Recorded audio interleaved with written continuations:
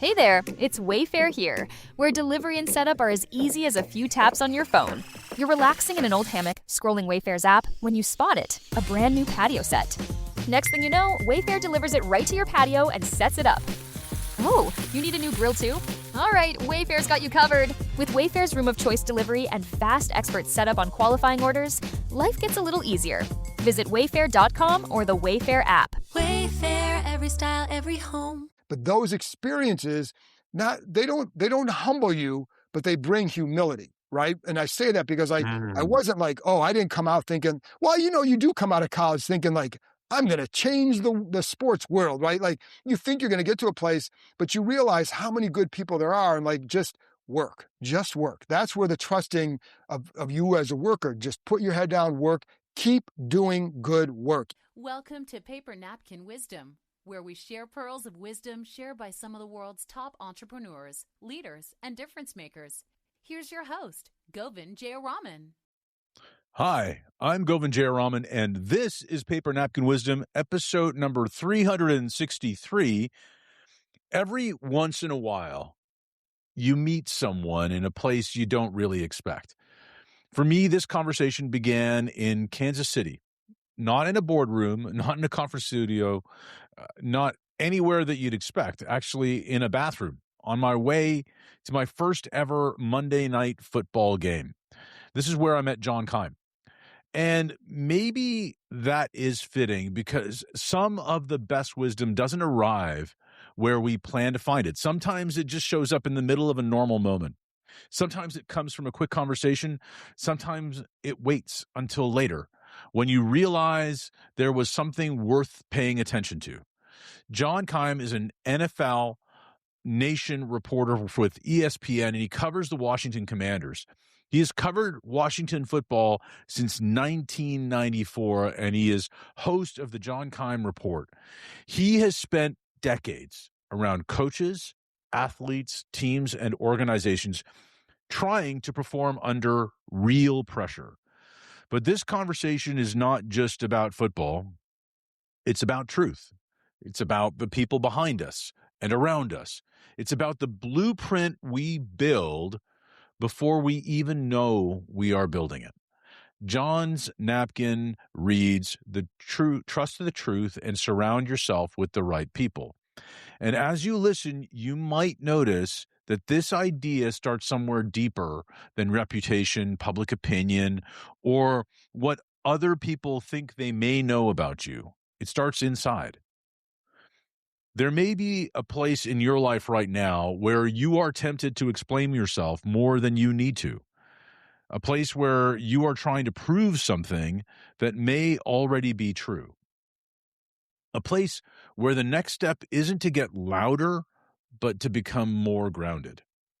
There may also be someone around you, someone you need around you, someone who helps you remember who you really are when the room or the situation or life gets really too noisy.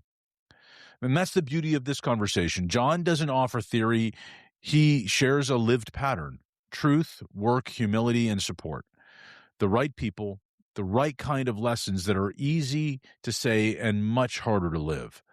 But as you listen, I'd invite you just to hold one question gently. What truth are you being asked to trust before everyone else can even see it? Let's dive into my conversation with John.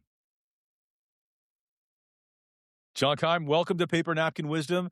I'm really stoked to have you here today. I listen, man, I'm just as excited. I'm thrilled that you invited me here because I think these are fascinating discussions. So I appreciate you having me on. Well, you have a really rare distinction, John, that you are the only person that I invited when we were in the bathroom in Kansas City. I've never invited anybody from the bathroom before. Well, and I would say I haven't been invited in that way, but it was, first of all, the wings were great that night. So you're feeling good because the wings are awesome, right? Right. And it's Kansas City, great barbecue. So, but yeah, it was a great bumping into and a nice little discussion. And here we are. Yeah, here we are. I was actually, and I don't know if you remember the story, but I told you then, I was on my way to my first ever Monday Night Football game, first ever game that I ever saw in Kansas City. So it was a fun trip, and then ran into you, and of course here we are. So you shared an awesome napkin with me, and I'm just really I can't wait to dive in. So you shared trust the truth and surround yourself with the right people. Right. Why did you share that with me, John? So I put a lot of thought into this too when you said it, like what, and I talked to my wife too, like, what is my guiding philosophy, which is the purpose of this, right? And it always came back to some element of truth. And it would be like, the truth will always be revealed, or this or that. And eventually, like one day, it just kind of hit me, trust the truth. And that's trust the truth of who you are as a person, as a worker, and trust. And to me, it's also the subsets of that is trust the blueprint to get you where you need to go. And like, so it's all those were encompassed there. And then the surrounding with the right people has always been a guiding force in my life. And that one I added later. In fact, I had a napkin ready to send and like, wait a minute. And I didn't send it for a while because like, there's just something missing that I want to say. And I'm like, wait a minute. My whole life has been about surround yourself with the right people. It goes back to like my mom would talk about it, but in fifth grade, I usually was with, good friends, right? But there was one day, and there were some other people in my school that were maybe a little bit rougher around the edges. And one day before school, the two of these guys and we went and they had smoke bombs. And they set off these smoke bombs behind the school. And this is fifth grade. And I had a teacher that had taught I was the fourth of 5 kids. He had taught my older siblings as well. And it was like an advanced class. And so I was in this class with him for 2 years, advanced class, et cetera. He pulled me aside and it's like, be smart about who you're surrounding yourself with.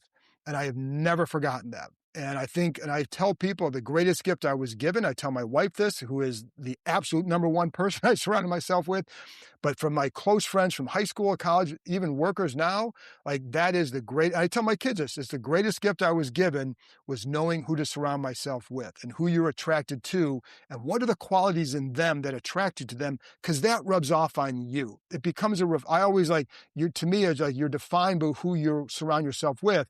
And I feel like that definition has helped me get to where I am, but it's trusting the truth and all that. And then this is the other part of that. And I think like to me, those were the highlights and absolutely are the guiding principles for me. I think there's so much. I mean, you dropped a lot in just that opening introduction. I think it's amazing. But what I think it's really important that is different is, John, when you said trust the truth, I was thinking about it externally, but you made it internal right away. And you were saying trust who you are as a person. Right. First, it was all an internal thing, right? And I think that's a really important distinction that I want to spend some time there first, because you can't surround yourself with the right people if you're not true about who you are. Correct. First, right? Right. And I think there's a lot of things too. And then, our kids have gone through things and we always tell them, trust the truth. The truth comes out in the end about who you are or about a situation. And so in other words, like you don't always have to combat certain things by stooping to certain levels. So we had a situation years ago when we lived on a different street, and there were like, you coach youth-based sports and all that. And there were some things that I think that my reputation took a little bit of a hit on. And I think there were some reasons for that. Perhaps some people around us were saying some things like, I'm not going to combat it because I know that's not accurate. And I would talk to my wife and like, I'm not going to get to the level of going to other neighbors and saying, no, it wasn't like this. It was like this. And eventually people saw that, oh, what this person was saying maybe wasn't reflective of the truth. And I had one neighbor who would come to me later and tried to say things about this other person. I'm like, I'm not going there. I'm not going to go there because I know the truth. And you now know the truth. I don't need to say anything. And so I think I was always glad that I did not stoop to a certain level because of that. And I have sons who have gone through similar things. Like, you don't have to go down to that level to combat that. Like, be who you are. Trust who you are, trust you're doing the right thing. Now, if you're doing something that you know is wrong, well, that's different. But when you know, like, that's not what is reality here. And I'm also a big believer again, you look at guiding principles in your life. And if you're Catholic, if you're religious, like I'm Catholic, I go to church, on Ash Wednesday, there's a reading from the book of Matthew, which talks about do not pray in the street corners like the hypocrites do. In other words, you don't have to do things to be seen. If you do them, it will be revealed. If you do good works, you don't have to go tell people, it will be revealed, right? Like people will know and it'll be in you. You don't have to go do that. It's in you already. And so you don't have to tell. And this is a different thing, but I go to college, right? And, you're sitting there talking to your roommates and all that and want to be like, oh, I'm a really good basketball player. We have the tech to get food delivered in 15 minutes, but we all have horror stories about buying tickets. The Game Time app gives fans the advantage. Get amazing tickets in just a few taps. Fees are included, so what you see is what you pay. And the Game Time guarantee means authentic tickets at the best price every time. Take the guesswork out of buying tickets to concerts, sports, comedy, and more with Game Time. Download the Game Time app and create an account for $20 off your first purchase. Terms apply. I immediately know that they're probably not. Because if you are, you don't have to tell me. Let's go play and we'll see. And so I always like that and that. So, and again, like it goes to the core and that's just personal. And eventually it translates over to your work.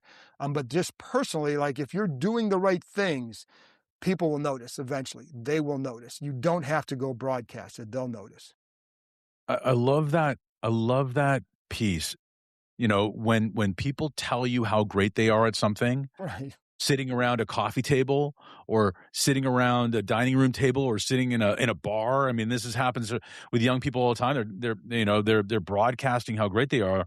They're projecting their confidence all over the place, but that's insecurity. It's not real confidence. Right. Because the ones who are really the best say something like, hey, yeah, I like playing ball.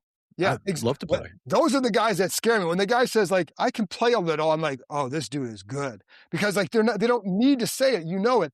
And just like as a reporter, as a writer, I don't honestly like you never think you're as good or as smart as maybe what hopefully how others may find you or define you, right? And because there's a lot of not insecurities, but sometimes it's respect for others. What others do, you see what others do, and like, oh my gosh, I can't do that. So you try to do this more over here to try and get to a certain level. I have a younger brother. I'm like, wow, he is super smart. He went to school. He's a CEO of a law firm, very, very smart. And I draw strength or motivation from him because I would say like, not nearly as smart as him. And I found out later that he said, I'm not nearly as smart as them, meaning his siblings. And I'm like, are you kidding me? Like, you might be the smartest of the bunch.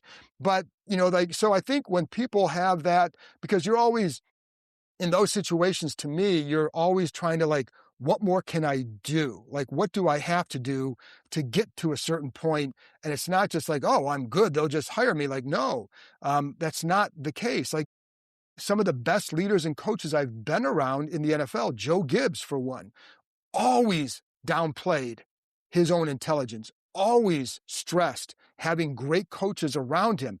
It's not me, it's them. But the reality is he's a Hall of Famer in 2 different sports for a reason, but he never viewed himself that way. It was like, hey, I got good people around me. I got lucky because of this and this and this. And yet they'll all swear it's Joe Gibbs. So, and so I think there's a lot of that goes with it, but yeah, it's what I've always kind of adhered to. And like, I never take for granted my standing. And, I always say, like, for example, I go on bike rides, and if you feel good about what you're doing as a worker, like by the end of the bike ride, I'm like, stop it. Don't coast. You can't think that you've got it made. You always, always, always have to prove yourself, because if you don't, like somebody else, you're going to get figured out. Like you've been fooling them for years, you're going to get figured out. So by the end of some of these rides, if I'm feeling that good, I'm like, come up with 3 or 4 different ideas. You need to be working on something that's going to impress your bosses and maybe make something really good, because what if you don't? What if you don't? Like, what happens to you if you don't? And like that is always a constant. So like, and I don't even put myself at a certain level, but I know how others are above there, and like they're phenomenal writers and they have their own insecurities. and I think a deep respect for what others do because of those insecurities. Rather than projecting arrogance, they maybe project like, I wish I could be like that guy or that person, that woman or whomever, right? Right. And one of the things that I think is really important for people who are listening to hear and what you're saying is that this is not something that you practice lightly. Because when I met you, again, it was in the bathroom in Kansas City, but beyond that, you were surrounded by rabid fans who love what you do, and that could come with I mean, there are people, you have colleagues who wear that in a certain Yes. way, Yep. and you didn't wear it with the false humility of and fake humility. You were really humble about it. You were just, oh yeah, thanks. You were genuinely excited to hear what they thought, genuinely excited to engage with them. I really was impressed by that. And now hearing you talk about it, it's very congruent. It's very much who you are in real life, because that's how I met you. That was exactly where I met you, right? So it was in that place. And I think it's really also important for us to say, you're not talking about false humility. You're not talking about playing small. No. You're talking about actually just letting yourself be. It is what it is. You don't have to tell everybody about how great you are. Just be great. And I think part of what helps in all that, because I always wonder, what if I had gotten to this place earlier in my career? Because there are some people at ESPN who get there at it in their 20s, and does it affect you differently? My road, and like, I'm a big believer in process and journey. My kids have heard lectures on that for years about like, it's your journey. Like, this is your journey, and let it go and follow it, right? And life will take you where you need to go. But my journey included a lot of humbling experiences. Or just like, I was covering high school sports for years. And, I covered field hockey, I covered track, I covered crew. I'm a football guy. I love basketball, baseball, whatever. But I was covering those that are like, this is not where I want to be, but it's where I have to be right now. And so I think, at high school football games, I'm doing my own stats. Like, you're on the sidelines, it's cold, it's wet, it's windy or whatever, and you're writing your stats. There were games where I could not read my writing. It was so bad. But those experiences, they don't humble you, but they bring humility, right? And I say that because I wasn't like, oh, I didn't come out thinking, well, you do come out of college thinking like, I'm going to change the sports world, right? Like, you think you're going to get to a place, but you realize how many good people there are, and like, just work. That's where the trusting of you as a worker, just put your head down, work, keep doing good work. If you do that, again, people will notice, and you can be aggressive looking for other jobs, etc. But I think like that journey, that path that I traveled, I think allowed me to it helped me be a certain way when I got there. And you really developed a way to overcome adversity in your career, and then to how to work at a certain level, to stay at a certain level. Like, you never take for granted, I've seen the other side, I want to stay on this side. So how do I do that? And so I think like all that has allowed me, because I do wonder, like, it's just like an athlete. I wouldn't have been making millions of dollars, but if you were an athlete, you have all the success early. How does it affect you? And if you're at a high level of the profession right away, how does it affect you? And I've seen it. Like, I've seen some people, you can tell when people have traveled a certain path in our industry versus those who haven't. I don't begrudge them. They might just be that talented. And some of them are like, this guy's really good. Good for him, right? There's no jealousy. It's just that I'm appreciative of my journey. It took me a long time to get to the point where I was appreciative of that, rather than knocking myself for how long it took. I later embraced it, because like, I got here because of this. And I think it's helped me as a person because of this. I like that, embracing how long it took, because you became grateful for it. And that's part of that second piece that you said off the top, trusting who you are as a person and trusting the blueprint. Right. Because the blueprint is this other part that you're talking about, yes, of how you got here, the model, the print, the design that brought you to this place. Trust that too, right? Because all of it worked in your favor. All of it was there for you. It was. And so like, and again, sometimes you don't realize until later what that meant. So there was a couple years ago, I was asked to go talk to some high school baseball coaches in the area I used to cover them, right? And I started covering Washington, the Redskins, now Commanders, in 1994. So I've done this a long time, but for a while I would do football in the fall and some high school sports plus the Redskins / Washington in the offseason. So it'd be some basketball, a lot of baseball. So I stayed with them for a while. So I got to know them very well. Well, they would invite me back to talk about covering high school baseball in Northern Virginia. And so when I did that one time, I started thinking about it. I was like, you know what? I'm taking the same approach now that I did then. I didn't change anything when I got to the level I'm at. It was all there for me. The blueprint was, for example, we would do these baseball notebooks, right? And it was like, you'd want like 4 or 5 items in there, 4 or 5 good items, maybe 20, 25 inches of newspaper copy.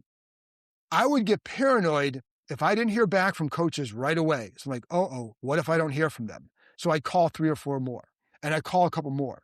And next thing you know, I'd have a 9-item baseball notebook. Coaches loved it because like, oh my God, he loves baseball, he's giving all this, whatever. I was just always paranoid that nobody was going to call me back.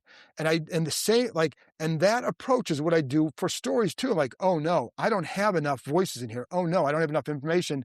I need to call a couple more people. And I realized later, like, oh, that's always been my approach. So that's part of the blueprint.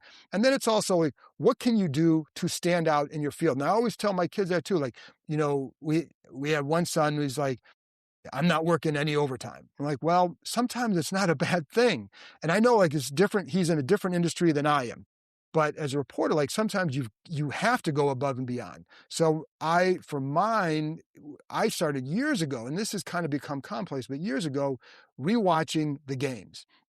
And like, so on a Monday, and this is back before it was online, it was like, I'm talking about a VHS tape, pop it in, and you're trying to fast forward through all the commercials, get to the parts you need, and rewatching it. But I always picked up extra information, and it started training me to look for extra information.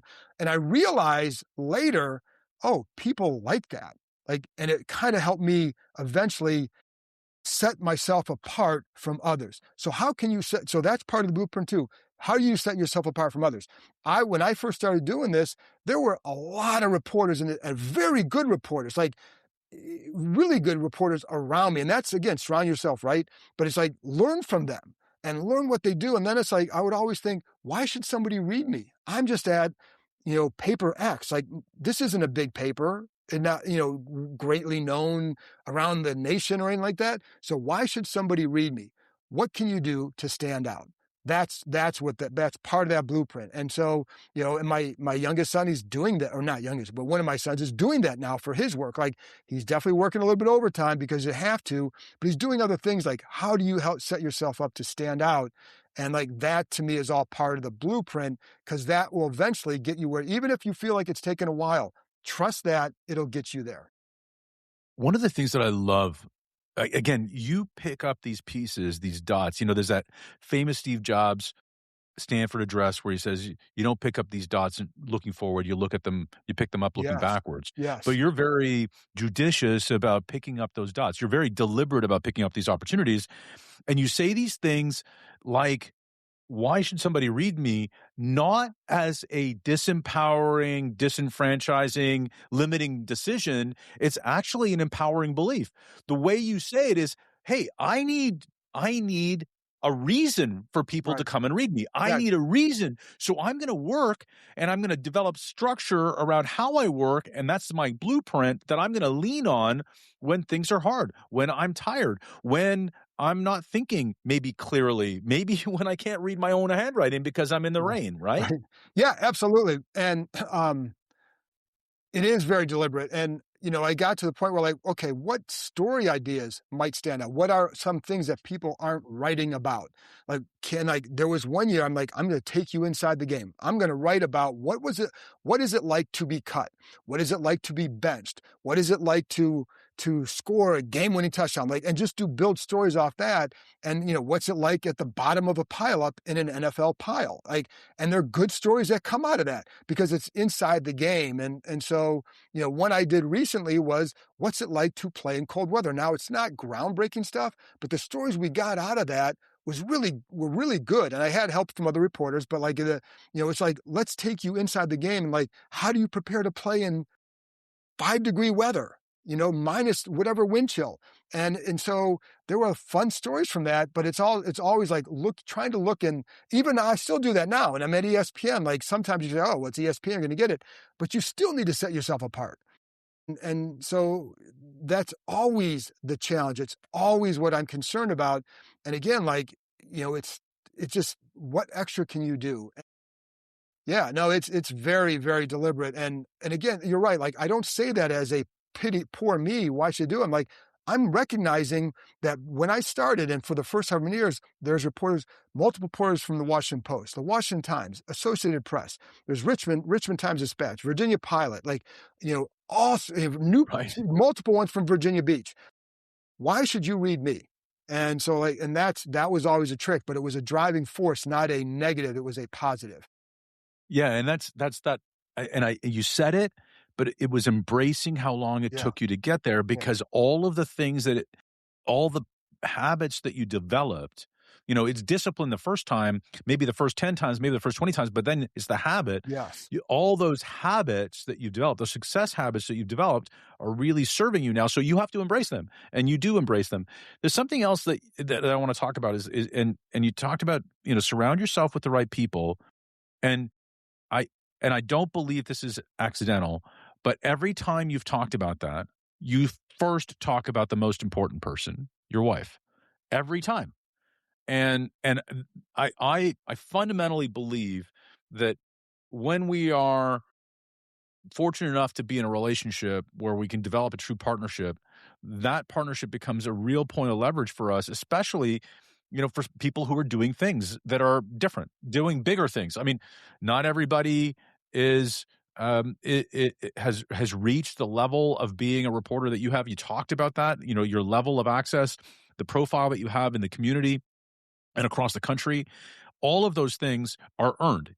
We talked about the blueprint that brought you there, and how the right people, and in this case, the right person, is so important as part of that.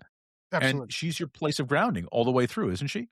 1,000,000%. In fact, when you started saying that, I get choked up because, we've been together. We met at Ohio State, and she was on the student paper. That's how we met. So she has a deep understanding of what it is I do, but more than that, she has a deep understanding of what I need to do to make it work. And it's so much, like, I would always tell her when we watched the Academy Awards that the number one thing I'm envious of the people who win is they get to thank their wives, because I want people to know how important she's been to me. And it's the support when there are times like I say, follow the blueprint. It's not easy, because sometimes there's going to be steps along the way, like, you're not going to get this, you're not going to get this. You feel like it's taking you longer than it should. You beat yourself up because it's taking longer than it should. And all along the way, she was the rock who was like, you're good. And it was, it's just like, you're doing it right. Like, just the support that she had, that I got from her, that I drew from her, was instrumental. And then it's also like, she understands me. She understands what I need to do to be successful. She always talks about one time on Christmas Eve before we were married that I had to write a story, and I was at my mom's house. She was at her mom's house. I had to write a story. I call her on Christmas Eve and she's thinking I'm calling to say Merry Christmas. I would call her to say, hey, I got this really good lead. Can I read it to you? But she understood. She didn't take offense to that. She understood me. And so she always had understood, what is it that he needs to do? Allow him to do that. Like, if I'm going to work, like, there's a lot of times where you're working a lot. And she has never once said, why are you doing that? Because she knows why I'm doing that. She knows how I'm wired. Now, we spend a lot of time together, and everything is like, we do a lot together. But there are definitely times, like, I'll be working all day, and, and she's like, and then something happens at night and it changes your night. Well, she's never like, why do you have to do this now? Like, because it happened, and she understands that. I've had friends who are like, maybe Washington plays a game on Christmas Eve. Why do you have to go to the game? It's Christmas Eve. Because that's my job. She has never once said anything about about how much I work, more so from the standpoint, like, she would like to see, like, from a health standpoint, maybe if you're going to do this, like, make sure you're getting out more. Hey, maybe you need to go on a bike ride, right? Things like that. But it's the support. There's never been a negative. I mean, we've been married for 33 years. I can't think of a time where she's ever been like, why are you doing this so much? And it helps that she's in the industry. She's an editor for a business aviation magazine called Aviation International News. Like, but our jobs are different. I feel like I'm on call 24/7, and she's able to kind of shut it down typically around 5 or 6 each day. Typically, not all the time. But I think that helps understand what I have to do, but she understands me. And if I didn't have that, I don't know how I would do this. It would be, if I didn't have someone who believed in me, if I didn't have someone who supported me, and I try to do the absolute same thing for her, that it's not just about me, it's about us. But the way we work is that. And so if I didn't have that, I am not sitting where I am. I'm just not. Or even if I am, I don't have the life that I would want. But because of how she is and all that, like, I think we absolutely have the life that we both sought when we first got married. That's amazing. And, and it's so beautiful. And I want you to, like, just relate this for a second, John, because you're an observer of extraordinary athletes. You get to be in a place where you see great athletes, great coaches, and big minds coming together. And in football, there's so many things that can go wrong. In fact, it's a miracle that anybody wins a game ever, because and that any strategy holds, because of the number of things that can go wrong in a football game, everything from injury to weather to just random luck. And all those things need to work out. And for teams to continue to be good over a long period of time, it's really important to be around, have the right people around the right people at the right times, and have a great blueprint. I mean, this is, you've observed what happens in the real world. So we've talked about you, but this is a translatable model for other people. And you've seen this win in the real world too, right? Absolutely. And that's the best. A couple of years ago, these guys were in a bad spot. There was 2023 season. Going into last year, Ron Rivera was the coach. And, like, if they didn't win, he's going to be out. And I remember thinking, like, looking at the team, I'm like, I don't think he has the right support staff around him to make this work. And sure enough, they did not. And it was just like it went really south in a hurry. And then I go back to the Joe Gibbs years when he was in Washington, how successful they were and how many coaches were at a high level. And this is during it. He was here for 2 different coaching stints. The first time they won 3 Super Bowls. They were in 4 Super Bowls, but won 3. And it was, the coaching staff was together a while, but the trust that he had in them was paramount. And so I think that was a big deal. His second time around, he hired a defensive staff, and Greg Williams was the defensive coordinator, hired a really good staff. And that defense, they turned it around. It was really good, one of the best in the NFL for 4 years. I kind of felt like Joe didn't surround himself with the right offensive coaches, and they struggled with it. And, his second tenure was not as good. They had a couple playoff years, 2 losing years, but it was because, like, okay, you did not surround yourself with the right offensive coaches for this time period, right? For this, maybe you relied too much on guys from the past. So you see that all the time. And it's like a quarterback. Are you surrounded by the right people to help you be successful? It can't just be on one guy. And it's time and time again, but it is, like, I think one of the best things about my job is the front row seat to high level achievers. And then it's like you apply some of that. Oh, okay, you're right. This applies to me. It applies to a team. And it's I think that's one of the things I've enjoyed the most, is learning from them and, like, taking lessons from them and applying it to your own life. But that one, you're right, surrounding yourself, that's one I've always believed in, and it absolutely applies to a team. When Dan Snyder, who's the former owner, was here, and anybody who knows him knows he was a disaster, 2+ decades, 24 years. When he took over, there was a general manager here who's like, he said to me, like, the thing I worry about with him is, does he know how to build a team?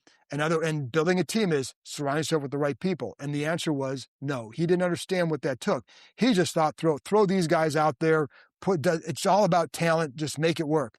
No, you have to have guys willing to do certain things that others are not.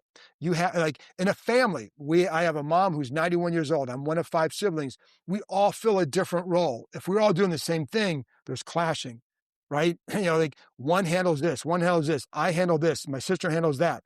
It's the same thing with the team. Like if you don't have a basketball team, you can't have 5 Kobe Bryants out there. You need guys to do other things. And that's what it is. It's not just about talent. It's about, sometimes sublimating your ego to do this. Like, what is it that this team needs that I can give them? And when you get that, like, that's when the best teams are. That's what you have.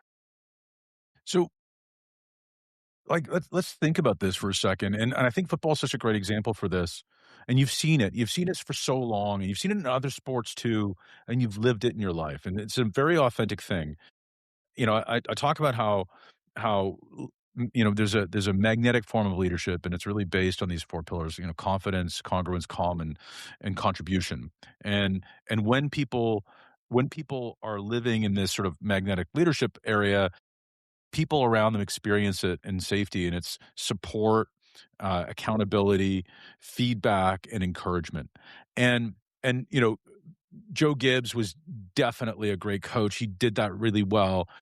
But you've seen it where great leaders achieve success, and when those same leaders in almost the same environment don't. And there's a difference. And I bet you can pick up on that difference, and you could articulate that difference. What is that difference? What does that feel like? Well, sometimes in the NFL, it's about health. So if your quarterback gets hurt, that could ruin it. Because like I've seen teams like, I don't understand why this team didn't do better, because you see all these qualities and it could just be like, hey, sometimes you're not good enough, but do you max out, right? Like I've seen teams that have maxed out, but they may not be, it doesn't mean Super Bowl. I think 2 years ago here, this team, they developed a team. They went to the NFC Championship game, and they had a team that you could tell. It's funny because in the spring of that year, I remember thinking like, this is a really, really tight-knit team. And I remember thinking, it's too bad they're not more talented, because this is the kind of team that could go far. Well, sure enough, they were a little bit more talented than we thought. The quarterback, Jaden Daniels, was better initially than I think anybody could have expected. And they get to the NFC Championship, and like they maxed out. They got every ounce of that, but they had some luck along the way with health. And the quarterback was really, really good. And it added up. So I think sometimes the NFL, sometimes it's about health, but I also think too, then it's like, how are you developing guys for when you do have those health issues? Like, what are the extra things you're doing there to develop? Like some guys will keep players after practice and like, hey, this is the developmental period. So we're going to keep you out here for 20 extra minutes and go over some things with guys who are backups for the time when maybe they have to play. And so like you can do things to mitigate that. And those are the best teams that I've seen, is like, how are you developing that depth? Are you good at identifying the players that you need in the system? Because the worst teams I've seen are when the front office is thinking this and the coaches are thinking this about a player. So there were examples here where there was a player that this team drafted and the coach like, we don't want him. We don't know what to do with him. And they took him anyway. And then the coaches give him like, what do we do? So then he doesn't succeed here. So I think the communication has to be strong and the collaboration has to be strong. And like sometimes you're going to disagree, and that's okay. Coaches and general managers are going to have a different viewpoint on players. But if you can more often than not be on the same page and clearly communicate, this is what I need on my offense. These are the types of players I need. And then this guy then going out and delivering that. So those are the best teams. It's that communication, collaboration, and that's how you develop it. And then if you do that enough, the teams that are successful year over year do that. Like there's a synchronicity to them, and and that's again like surrounding yourself with the right people, like people who understand what do you need from me? Scouts feeling appreciated, because they're the worst organizations I've seen, or the worst staffs I've been around. The scouts don't feel heard. So do you have people who are feeling heard? If they are, they'll work harder for you. They'll deliver more for you. They'll stand up on the table for a guy, because I know if I believe in this guy, you're going to trust me and listen to me. If you don't believe that, you're not going to go as hard. So I think that's a lot of what, so it's a lot, the health matters, but the behind the scenes stuff and putting it together matters 1,000,000%. Yeah, what I find really, really fascinating is your model, your napkin of trusting the truth, trusting your blueprint, trusting yourself, who you are, and surrounding yourself with the right people really is a great way to win in life, and it's a great way to win in football. And one of the things that I just wrote down, because I think it's so fascinating, I think a lot of us in business and people in life, performers in life always look to sports as great metaphorical examples. It's a great example. It's a great illustration of what works and what doesn't. And the same rules that play here play there, and we can learn from them and apply them in our lives just as readily as you have, right? Because your playbook has come from that observation and from becoming that and leaning into it and embracing all of the learning, everything that it took to get to this place. So these things are relatable, right? Absolutely. And, you speak to life. Like, I feel my biggest achievement on this planet will be the 3 kids we had and the marriage that we have. Like, everything flows from there. And, when I was younger, my parents got divorced when I was 18, and it was not a good situation. My mom is a phenomenal person. Like, I go, to go back to the start, she is, and I told her the other day, like, you're the reason the way I am the way that I am. And I'm like, well, I kind of hope she takes it as a compliment, but it is true.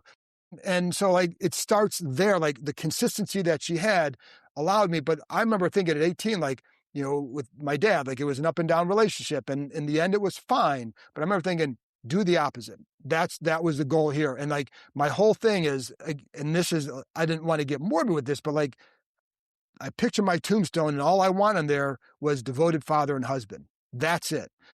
That to me was the definition of success. And I'm like, I knew in high school, and we'll get into this in a minute, but I knew in high school that I had the ability to do this. But the other one was, I didn't know if I could be a successful father or husband, because, it was difficult. Right. And so, like, that's where the success in life. So I remember when I was 30, my wife threw a surprise party for me with a bunch of workers. And I was feeling kind of down, because like, I hadn't achieved anything by age 30. Like, that's how you're thinking. Right. And then you go back to if you watch the movie, It's a Wonderful Life, is like, no man is a failure who has friends. And like, I looked at this room surrounded by people who were friends of mine. I'm like, I'm doing okay. That's where you go, trust. But that's like, so like, there's a lot of different definitions of success. And to me, that it starts there. And then if you have that, it allows you to do this. Yeah. It's funny. The second you started talking about that 30-year-old version of yourself in the room, not feeling it, I immediately thought about the great Capra film, It's a Wonderful Life, because it's every year we watch it here, and every year I'm a blithering idiot at the end of it. That last scene kills me every time, because I haven't forgotten about how I felt that night. But like, again, it's how do you turn things into what you need? And at that same age, I told you, my youngest brother is an attorney. He graduated from law school. I remember sitting there thinking, like, man, he's already accomplished something. I've done nothing. What can I do? It wasn't to tear him down. Like, I love what he has done. I'm very proud of what he's done. Even at that time, I'm like, all right, what can you do to then maybe launch yourself a little bit more? And within a week, I had a book idea. And, within few months, I incorporated a couple of friends of mine, because it was a very timely endeavor. Like, you're not going to go to a publisher and get it done. Like, I have this idea, let's do this. And I enlisted 2 friends, and we got it done. But I'm like, that was my first thing, is like, oh, turn something into a positive, right? Like, you see this, but it's at that age where it's like that 30-year-old resonates still for those two reasons. Like, the feeling that I had there, but then that was in December. And then about 5 months later, being at my brother's graduation. And then within a year, I had a book out. Then a year later, we had another one out. Then a few years later, I did another one.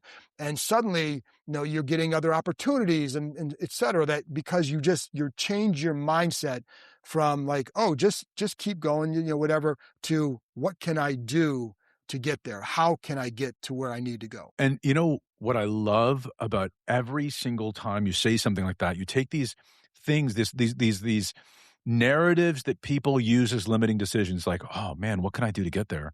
And you make it this, you say it from a place of empowerment and possibility. And I love that intention about yourself. So is that an everyday thing for you, John? Like, do you wake up like this every day? What do you do to de-risk your mindset? Because you're a very positive person, and I know this is a podcast, and people are saying, "Oh, well, it can't be like that every day." Well, what is it like?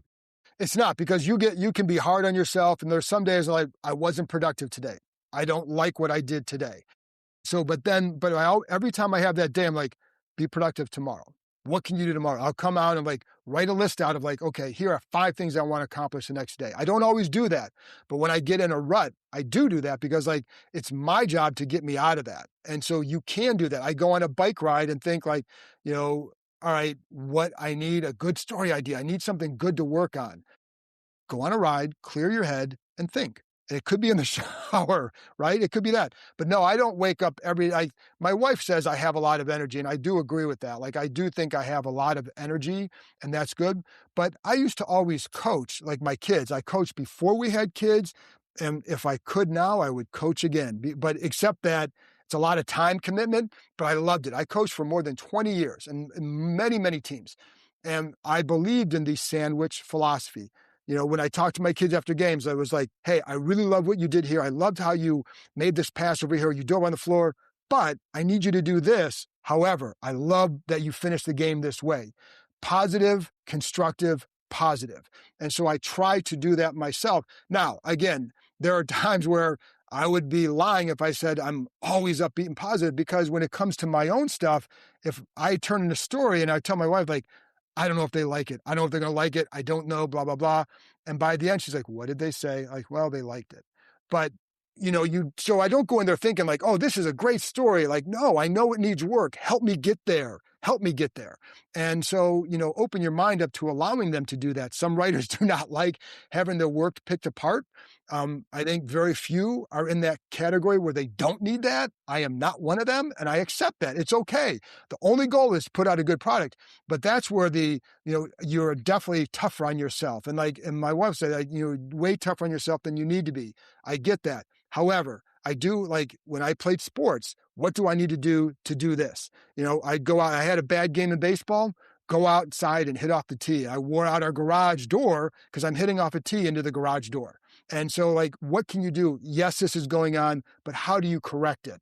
And so like, you can say today was not a productive day. I don't like what I did today. I felt like I was paralyzed at my desk. I didn't make as many calls as I wanted. I didn't find out the information I wanted. Be better tomorrow. That's it. So maybe you wake up and like, I like to go bike riding, but I also have a stationary bike. Lately, I've been doing that more because, when I wake up and I'm doing something positive right away, it sets the tone. Instead of like, scrolling on your phone, which is a dangerous, dangerous thing. Like, how can you get away from that? And way, way back when, the best gift my wife ever gave me was a bike. And one year at training camp, a couple friends of mine and I would go riding before practice. And I realized like, oh my gosh, I feel unbelievable going to practice at 9 a.m. after getting up early and going on an hour and a half bike ride. Like, what a gift that was to receive, because then you realize like, that's part of the blueprint, man. It's just part of the blueprint. And so like, I still carry that today. And sometimes I go riding later in the day, but I like when I start off the day like that because it just sets the right mindset and the tone for the day. I really love this idea of trusting the blueprint, adding to the blueprint, bringing things into the blueprint. I think it's just so wise, and it's such a gift. John, I have the feeling that we could do this for another hour. Yeah. And I want to thank you. And at this time, at this time of the show, every time I bring up this great story, John Rulin, who was a great friend of the show, gave us a napkin 11 years ago, and it said, "What you appreciate appreciates." And what he was saying is, when you appreciate someone and you love on them, they appreciate in the world. They appreciate for you. They appreciate for everyone around. And the beauty of all of that wasn't lost on me, and it wasn't lost on the world. He started a movement with it. He suddenly passed away, unfortunately, about 15 months ago. And ever since, we've been asking every guest here to just shout out someone, lay some appreciation in the world, pay that forward a little bit. So who would you like to appreciate today? Well, man, there's so many, because the best thing is I mentioned my wife, I mentioned my mom, and I have a lot of close friends too. But in terms of, if I can shout out a couple, and I apologize. Absolutely. There's no limit. I'm going to go back for journalism. I'm going to shout out my journalism instructor, John Bowen, in high school. I took an elective class my senior year. He felt like I did a good job. He's like, you need to go, you need to do this. And he really encouraged me and he was the first person that really gave me confidence. And I've never forgot the power of a teacher's words. And there was he was named the National High School Journalism Teacher of the Year that year. And through him, there was a writing contest. Well, I won it, and I got a scholarship that I applied when I went to Ohio State. And I've never forgotten that. My brother, Bobby, my oldest brother, was, all my siblings, Bobby, Mary Jo, my sister, Neil, my brother, Chris. But Bobby was the one, he was also in journalism. And he would tell me, the best questions you can ask are how and why. I've never forgotten that. But he also, one year, I wrote a book. And I'm like, hey, can you, whoops, I want to plug my computer. I'm losing some battery power. But I asked him to edit some of my book. And he went over it with and he was an editor for the Cleveland Plain Dealer for a long time. So he goes over with a fine-tooth comb, and I get back, I'm like, oh my gosh, there's all these red marks. I'm like, I wanted him to tell me how great it was. He tore it up. I'm like, what a lesson. I'm like, and it was just a great lesson. But I'm like, and again, after I saw him, like, does this make it better? And the answer was yes. But his encouragement over the years, I had a baseball game when I was in 5th grade, first time playing fast pitch. I struggled in that first game. He came home. We came home. He pitched to me up against the stairs with a tennis ball for 45 minutes, hour, whatever. I never stopped hitting. After that, because it just got me out of that. And, so having that, and I have 2 friends one is my best friend from 6th grade. His name's Chris Ito. And so I talk about the people him and I have a friend, Becky, that I met in high school. We've stayed close. This is Chris is my longest running relationship. And he's an Ohio State fan. We went to school together at high school and then college. And, but just the examples that they set, their parents were guiding forces in my life, because I was coming from a situation where there was a lot of tension. I go to their homes, this is how it can be. This is how it can be. But it was they are the 2 people, the constants in my life, that I say, these are the people. If you get your people like this, you're really lucky. Yeah, what a blessing. And thank you for sharing this time with me, John. Yeah. And thank you for sharing those shout outs. I think they're beautiful.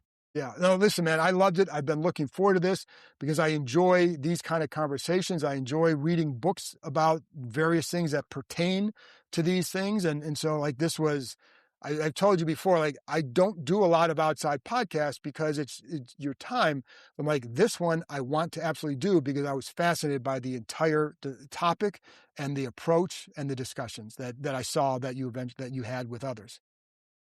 Thanks, man. I appreciate you. Thank you. I appreciate this, man. I appreciate you. Appreciate this opportunity. John Keim, thank you for that brilliant share and that brilliant conversation. And thank you for listening.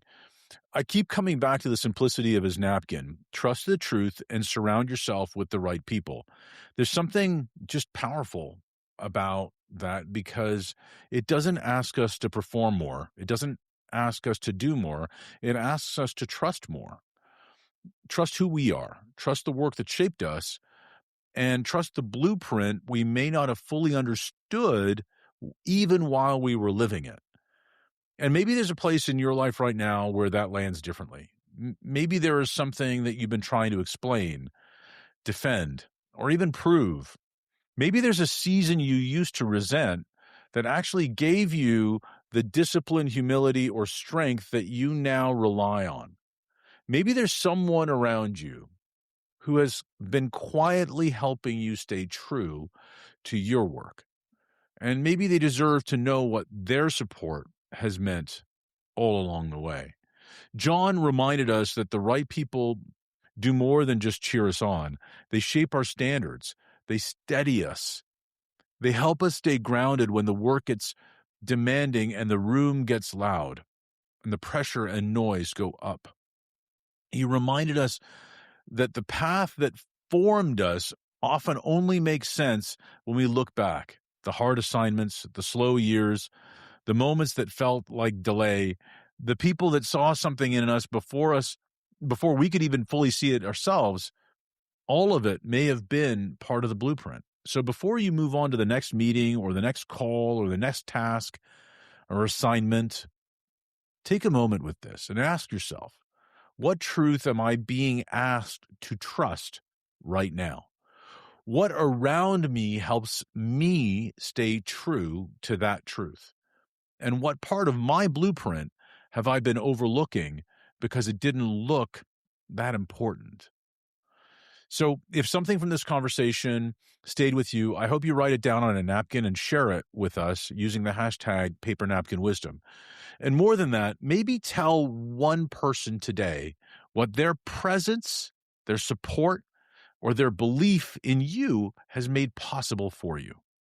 Because what you appreciate appreciates. Until next time, this was Paper Napkin Wisdom. My name is Govindh Jayaraman. Wisdom small enough to fit on a napkin and big enough to change your world. Make it a great day.